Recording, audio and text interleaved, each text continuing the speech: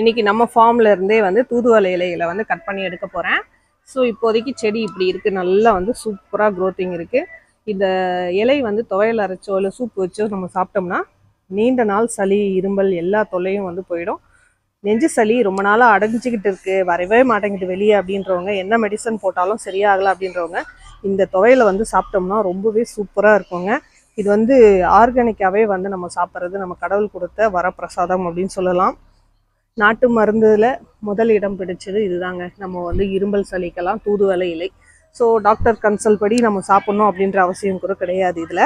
So இது வந்து எல்லாருமே வந்து சாப்பிட்லாம், ரொம்ப சூப்பராக இருக்கும். கொஞ்சம் ஹீட்டு, ஸோ அதுக்கேற்ற மாதிரி நம்ம வந்து கொஞ்சமாக துவையல் எடுத்துக்கிட்டால் போதும். வாரத்தில் ஒரு நாள் எடுத்துக்கிட்டாலே போதுங்க, நெஞ்சில் இருக்க சளி எல்லாமே வந்துடும். ஸோ இதை தான் வந்து இப்போ கட் பண்ண போகிறேன்.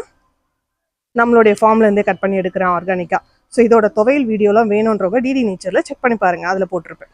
பாருங்க, சூப்பராக கட் பண்ணி எடுத்துட்டேன். இப்போ இதுல இருந்து வந்து நிறைய வந்து துளிர்கள் வந்து வரும். கட் பண்ணதை காமிக்கிறேன் பாருங்க.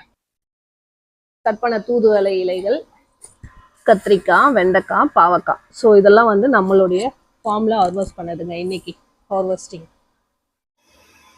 சூப்பராக அவரைக்காவும் வந்து காய்ச்சிருக்குங்க. ஒரே ஒரு செடியில் காய்ச்ச அவரைக்காய் எவ்வளோ அழகாக இருக்குது பாருங்கள். எனக்கு ரொம்ப ஹாப்பியாக இருக்குது. எப்போவுமே 2 காய் 3 காய் தான் வரும், இப்போ நிறைய வந்திருக்கு. ஸோ அடுத்தடுத்து வந்து ஈல்டு நல்லா வரும்னு நினைக்கிறேன். அடுத்து வெண்டைக்காய், கத்திரிக்காய் இதெல்லாம் வந்து ஹார்வெஸ்ட் பண்ணியிருக்கோம். தூதுவளையும் ஹார்வெஸ்ட் பண்ணியிருக்கேன் இன்றைக்கி. ரொம்ப ஹாப்பியாக இருக்குது இந்த அவரைக்காவை பார்த்த உடனே.